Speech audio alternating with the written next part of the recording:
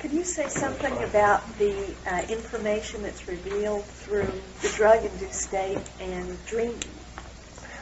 Good question.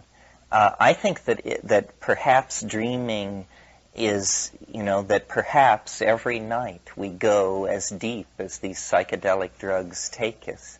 But there's something about, there's apparently very little short-term or long-term memory trace laid down by these experiences.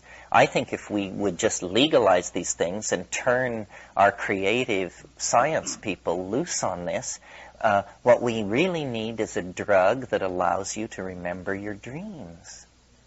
That's it. And, pardon me? Well, we have the concept and we have claims, but I mean one that will work for me.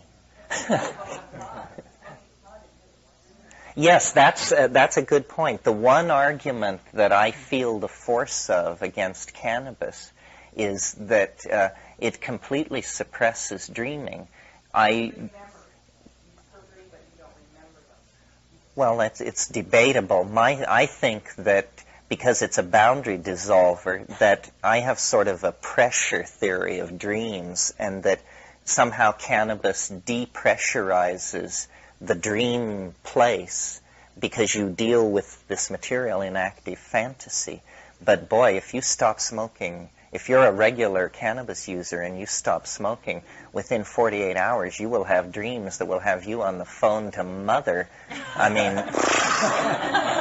and it goes on and on. I stopped smoking cannabis about 1.5 years ago for 4 months. And what finally sent me back to it is the dreams convinced me I was losing my marbles, and enough of making a point, And it was accessible to my rational mind. It was like my rational mind was in place enough to know that I had indeed dreamt it, and that I was redreaming and absolutely recollecting and reliving the dream state, the previous dreams that I had. Really? The last month or so. And where were these amanitas from? Michigan. Michigan. Yeah, a lot. And what were the other symptoms? Like, did you feel cold? Threw up about 10 times, but that was, it was okay. Did you hallucinate? It was totally as though I was dreaming. I was just absolutely immersed. I was catatonic. I mean, I did not move at first. Well, that's very interesting. I mean, we didn't talk much about Amanita muscaria. Amanita muscaria is very mysterious because it is so variable over its range. It's it's seasonally variable, genetically variable, geographically variable, and so you hear once in a while an amazing Amanita story. Most Amanita stories are that it's toxic and horrible, but maybe 1 in 15 stories will be something just wonderful like this. And I'm convinced that, it has to do with some very subtle chemical equilibrium that people find and lose. And probably when Amanita shamanism was flourishing, it was a case of where you really did have to go to a master to sort out how to do it without wasting your time or poisoning yourself. I really did initially think I was dying. I mean, I knew I was being poisoned, but it was all right. I had willfully entered into it with the sense that I wanted a death. Not a physical death per se, but I wanted to experience the Bardo. And so it was like a willingness to be, to feel poison. And so, what I mean? It wasn't a negative thing. It was something that I had willfully sought. And was it the muscarinic poisoning? Chills and salivation? Yeah. And, But it was okay. I mean, it was just because it was as though I had accepted total responsibility, that was a willful act on my own part. And so it didn't look as, No, I would say, what is death? I mean, to me, you can look at, is death birth or is death? And it was as though I was participating in a birthing. I mean, it was just, I focused on that aspect of it. And so I was not merely dying, I was birthing myself. And so it didn't have the negative, I didn't get ill by it. I mean, I understand. I was growing up and I was sick, I'm not, it's as though another LSD trip I had just previous, a few weeks before that, was I had all these energies, just hitting me, and the idea was this voice just kept saying, pick and choose, anyone that's hit you. And so it became very apparent that you could get paranoid and just indulge in that aspect. My God, I'm dying. And yeah, well, the ego, this is what the ego tells you as its last desperate ploy. Let me say to the group, as far as Amanita Muscaria is concerned, don't try this at home, folks. I mean, it's out there on the edge of the bardo. I think, though, I hear what you're saying. If you're truly psychedelic, the difference between living and dying is quite immaterial. No pun intended. It's just so you can say the outcome almost, like, do you manifest it in your mind, or are you languaging the sense, this is death, I'm dying, or do you just transmute it and you say, this is death, I'm being born, and you manifest the reality. As whether you are dying, actually, or whether you're being born. It's kind of almost the same thing.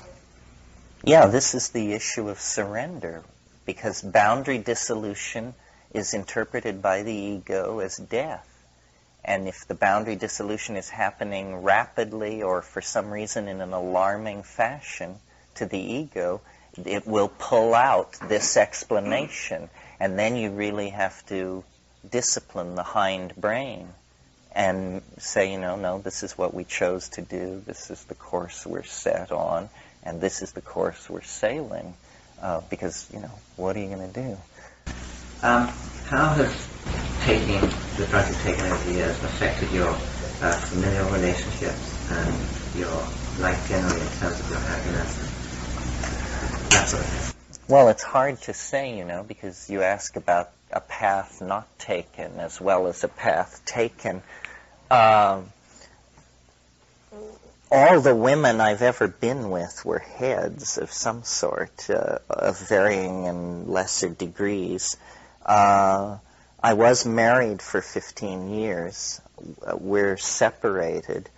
I don't see the drugs as a particular issue, although my wife used to complain that I spend a great deal of time sort of out of the flow of family life and loaded. But on the other hand, I remember when I was 8 and 9 years old, huge scenes with my father and my mother, because they were always going off on picnics or something, and I always wanted to stay home and read.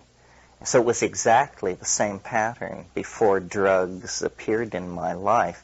I've always been, I like to do things by myself a lot. I think cannabis for me was really a turning point. I remember the first time I smoked cannabis, and I realized, aha, I can be a normal person with this stuff.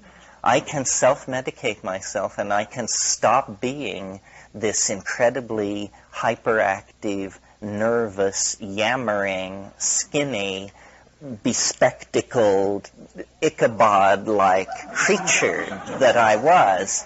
And then, I don't know, I leave it to you to judge the result, but my impression was that it helped with that, and it helped with my social relations, because I was always so alienated and peculiar. But my life has been so totally about drugs that I can't imagine it any other way. One of the things that most horrified me when I stopped smoking cannabis, and I had always said it about cannabis, was you worry.